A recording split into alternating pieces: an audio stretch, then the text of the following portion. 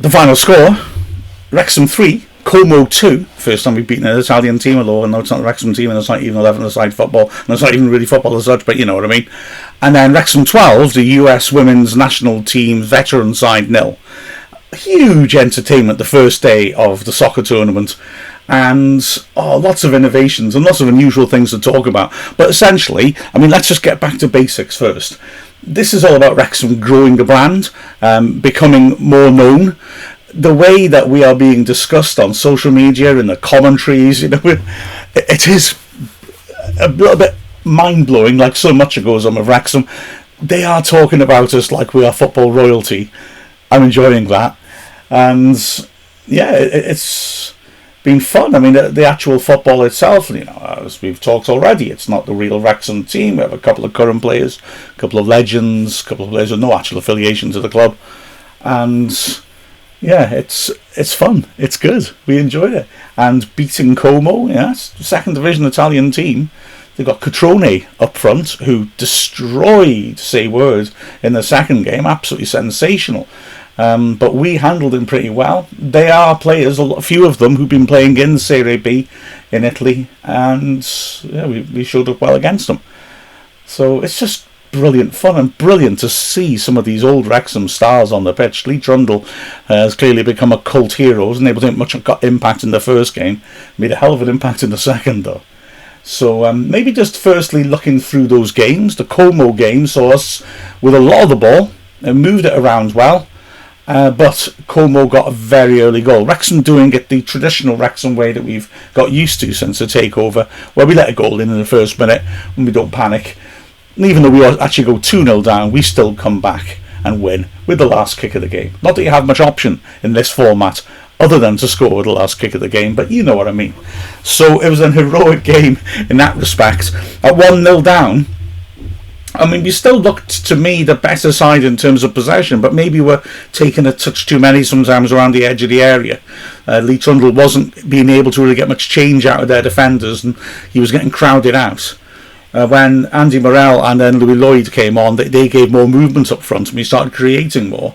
And to be fair, the Como goalkeeper made a string of excellent saves, but let's be even-handed about this. At the other end, Mark Howard made equally good saves. It was a sort of game, you know, going into the last minute, it was 1-0, and it could have been 5-5 easily, and then we got caught out. Looks to me, could be wrong, like our defence just maybe forgot for a moment about there being no offside. Let a striker run offside, but of course you can do that. And so he ran in and from a tight angle drove a shot which poor Howard, with momentum going towards the goal, really couldn't do much about. He was very unlucky, and that goal really changed the dynamic. We go into the extra period where you've got to score one more goal if you're winning, or that amount if you're losing. And you know, it looks pretty grim. Certainly watching earlier games, teams weren't turning things around in the final period at all. But Wrexham were brilliant. Came back, got free. That great strike by David Jones, and then the winner from Boyd, a sharp, predatory finish, was, I think, just rewards. We did ever so well. Could have scored a lot more in the normal periods, and it was great to see. Grimshaw was good in midfield and looks very controlling. Grimshaw, by the way, is the guy who's described as Gresham in the commentaries, just as Mirkovic is described as Morkov, who was a lead-out rider for Mark Cavendish, wasn't he, in cycling not so long ago. I don't reckon it's the same bloke, although I can't get too cocky about that, because in my preview yesterday I talked about Dan Jones of Barrow and Port Vale. I'm going to make an excuse. I did that because that's who the TST's website said he was, but it wasn't. It's Dan Jones, who was with us, came up through the youth system, and I used to teach him, so I should probably know who he is. Top lad. Sorry, Dan. He did well in both games, by the way. The second match, it was interesting to hear Dave Jones on the side of the pitch afterwards, or during the game rather, being interviewed and saying that we learned a lot from the first match. Well, the first obvious difference was that we really packed that starting lineup with youth.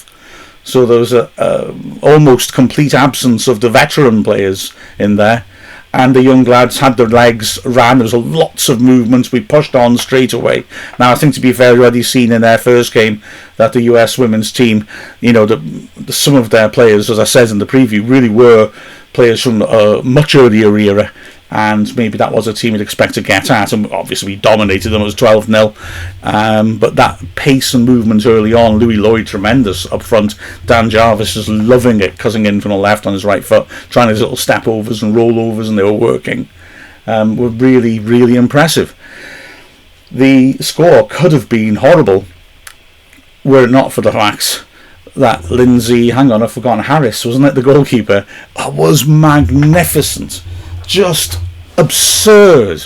She had a blinder. By the way, for one of the other teams, just if you're going to get worried about goalkeepers, is Alexis Andre, who was the goalkeeper in both games last season for Maidenhead and pulled off strings of saves in both those matches. Let's not come across him, please, anytime soon. But she was brilliant. She made so many good saves. The double save she made at the start was absolutely top draw. Trundle was in his element and was able to use his physicality and pin defenders and roll them, and he scored 5. Boyd got a couple as well, didn't he? And yeah, it was just impressive. The other thing I noticed, concerned about what have we learned, we were now using, especially Morel, the approach of running offside. So I think we'd worked out, having seen what happened in our game and maybe watched some of the others, exactly what sort of strategies worked, and Morel constantly got into good positions. But I've got to say something as well about Andy Morel, the poor bloke. Oh man, he still hasn't scored. He must be so frustrated. That first game, there was amazing clearance off the line where he managed to get round the keeper and shoot, and a defender from nowhere came and launched himself and managed to head it onto the crossbar, and it bounced away. And then in the second game, he had another moment like that. I mean, firstly, the keeper denied him a few times with good shots. But then he had a chance where, I think it was a save from one of his shots, if I remember. He got to the loose ball. It was an open goal, but it was a very tight angle. But he hit it perfectly, it looked like. The ball went across goal, hit where the post met the ground, span back up awkwardly, and someone managed to spin along the line and not go in. So, poor guy. He's waiting for a winner in the final, I guess. But yeah, it was really enjoyable. Loved to see players like Carrington and Rutherford as well back on the pitch. Scott Butler was enjoying himself, trying to drive forwards from defence. And Mark Howard's, well, it looks very impressive. It was great fun. Dan Jones very energetic up and down. Cavallo, the other American lad, he and Merkovich looking decent. And yeah, it's great fun. So going into that last game against Say Word, the odds are stacked in our favour. Now, if two teams finish level, it'll go to their head-to-head clash. So theoretically, our goal difference doesn't help us much. But if I've read the rules correctly, and that's a big if, then the thing is that if Como don't beat the women's team, then we're through anyway already. Como surely will. But if we lose to Say Word, then there'll be a three-way tie. They'll look at the head-to-heads, and obviously they'll all be equal, and so they'll take into account goal difference, which then could help us. So, well, let's see what happens. I've got to say as well, I saw quite a lot of the Say Words game against Como winning, of course, and it just illustrated how well we did against Como. I mean, they are a team full of Serie B players. They didn't all play a lot last season, but a few of them did. Cutrone was, 2 seasons ago in the Premier League and playing for Italy, and he was just sensational against Say Word. He was just kept getting the ball in midfield, driving forwards and just smashing the ball in from outside the box into the bottom corners. He was superb, which showed how well we did against him, because he had the odd moment of danger, but we handled him very well. So that's a bit of a compliment for old Scott Butler to take into next season, isn't it?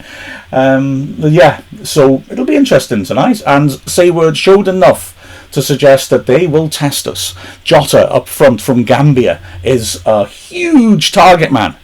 I saw Dennis Lawrence in the dump in Wrexham yesterday, and he looks like a chunky version of Dennis Lawrence. And so we're going to have to, have our hands filled handling him. He scored 1 goal, classic old-fashioned long ball in the box. But then, like I said, don't take my word on anything, because I'm saying about not being sure about the tiebreaker situation. Well, apart from that, Remember that yesterday in the podcast I mentioned Dan Jones, and I said he was the guy who used to play for Barrow, because that's what the TST website said. Well, it's not. It's our own Dan Jones, who's come through our youth system. And I used to teach him, so I should have known. Once we came on the screen, I started thinking, hang on a sec. And the other thing, of course, is that one of the rules, which the referees just don't seem to be applying at all, is goalkeepers can't kick the ball long into the other side's half. But all the keepers are doing it. So, yeah. There's a lot I can't work out, but for once I'm not alone. And the other thing I suppose to mention, because generally looking at some of the other games, they're very entertaining. But there was, of course, a rather sour note, the last thing that the tournament organisers had hoped for, between Dallas United and West Ham United, where basically I believe Dallas have been kicked out of the competition now because of an accusation that racist language is used against one of the West Ham players. Well, if that is true, then good, well done. It's right to send them out. And again, the tournament showing that it can handle itself sensibly. Watching through the end of that game, it was a bit uncomfortable, because watching it knowing something was going to happen, you could see it all brewing up. West Ham had gone 2 down.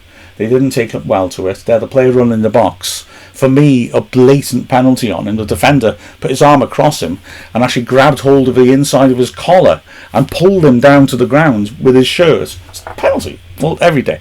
The ref didn't give it. West Ham were not amused. The ball's placed at the halfway line, and a West Ham player just clotheslined Dallas player. Oh, it was not nice.